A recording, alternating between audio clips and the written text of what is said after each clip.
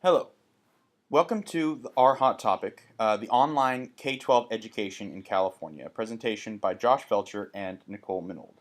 We came up with 6 different questions for this topic, and I'm going to start us off with the first one, which asks why. So, what are some of the reasons for students to enroll in online education? I actually came up with 3 reasons. The first of which is increased access to high quality teachers.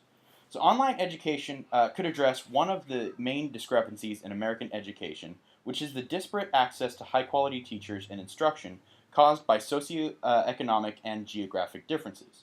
A child's chances of attending a school with high quality teachers largely depend on where he or she lives, which is shaped by his or her parents' financial means. Online learning could give all students, regardless of where they live, access to the best instructors. It could also address teacher shortages. In some subjects, such as science and mathematics, some schools may have difficulty employing skilled teachers and therefore cannot offer students instruction in certain subjects. However, through online learning, a student attending a school without a physics teacher, for example, could learn physics from a teacher in another school district, or even in another state. The second reason that I found is increased customization and optimization.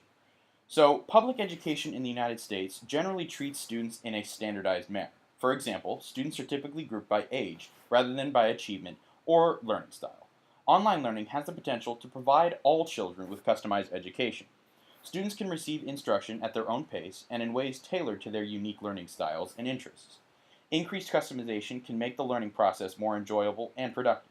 Moreover, it will allow for more accurate feedback on students' progress, enabling parents to monitor their children's progress more closely and to hone accountability. The third reason is increased flexibility. Online learning can provide students with greater flexibility in when and how they learn. Most instruction in American schools occurs each year between fall and spring and on weekdays between 8 a.m. and 4 p.m. Virtual learning allows students to learn anytime at their own pace. This allows students and families to use their time more efficiently to pursue other interests and activities. In addition, the flexibility of online learning can particularly benefit students who have specific challenges in their education, such as those who must change schools frequently, such is the case with many military families, families in remote locations, students that might have social anxiety issues, or with students who have fallen behind in their studies for any number of reasons. I actually find that that last point is a bit flawed, though. There could be even more potential for students to fall behind by enrolling in online classes, as in this scenario, there's no teacher physically telling students what it is that they need to get done, but instead a computer screen that does not display any emotion or encouragement to ensure that work is completed and turned in. So the second question that we came up with is how do public and private institutions, how do those free and costly programs, how do they compare with each other? So starting out with the public online schools. So public K-12 education programs are actually remarkably similar to brick and mortar schools in how they're organized. So public online schools have a variety of the same things that most normal schools have. They have state certified public school teachers. They have state assessment tests.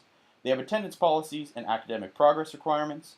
They require a school office for staff.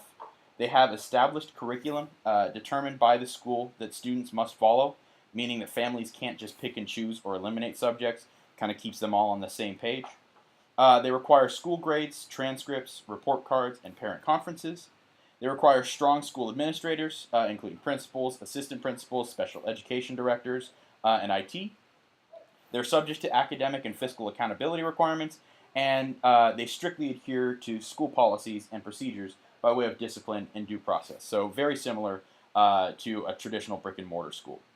The private institutions, in addition to all of the same things that the public institutions do, the main benefits of enrolling in a private online education program are smaller virtual classes with more individualized education, include a support team of online teachers, guidance counselors, and academic coaches that work together to develop a multi-year individualized learning plan for each student that enrolls and is accepted by these private institutions.